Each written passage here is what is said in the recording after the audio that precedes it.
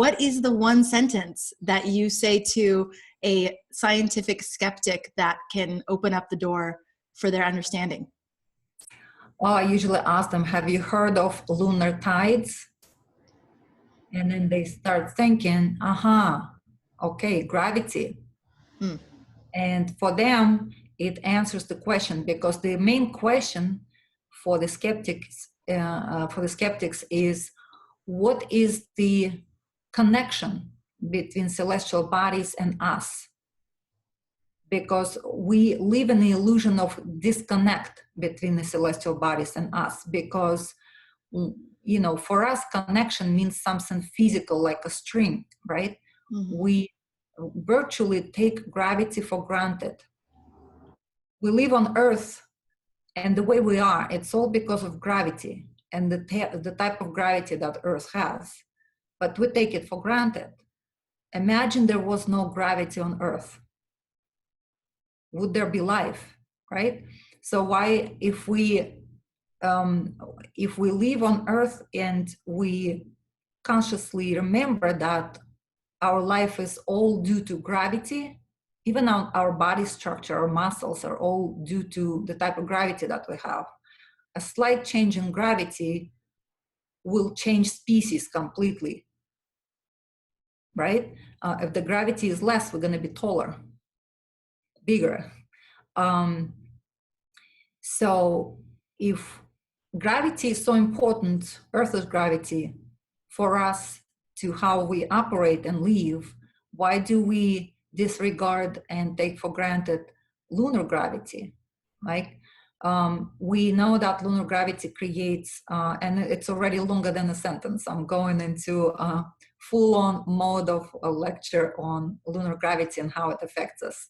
But, if Earth is distorted due to the lunar gravity, due to the mutual dance between the moon and the Earth, if we know about tidal effect on the ocean every day, then why don't we think that we experience these tides ourselves if our brain is 78% of water, right?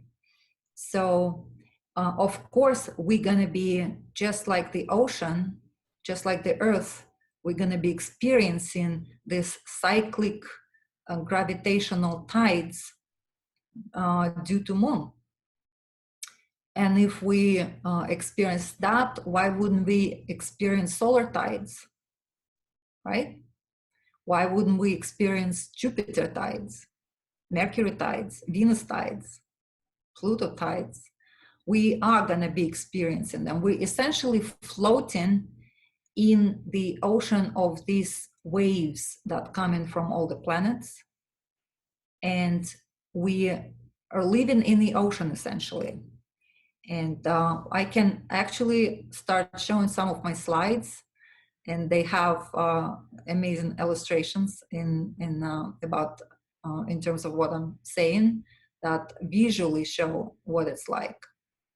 Perfect. Love that. Let's dive in. I mean, in what you're saying, you would almost have to prove that those other celestial bodies don't have an effect. Instead of having to prove that they do, it seems I like that. It's more logical to think, well, yes, of course they do, because these other ones do. So then you'd have to prove that they don't, which seems like that. Yes. Thing to do. Yeah. And the funny part is, scientists are interesting people, right? They do study lunar tides. And those who do study lunar tides, you will see diagrams where they show solar tides as well. But you will never see anybody studying Jupiter tides or Mercury tides, because they simply dismiss them. They're too far, they're too little. However, they do study little things like bacteria and viruses, right? And we know that little things cause major problems, right? Like little things like bacteria and viruses. So why don't they study Jupiter tides? Fascinating. I love it. Okay. You're asking a lot of questions that a lot of people don't ever ask. I don't even think it dawns on people to ask those questions. So that's great. Okay. So what does physics have to do with astrology and spirituality?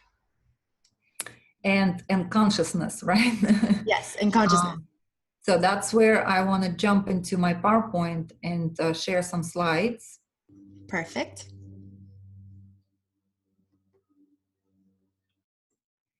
Okay, here you go.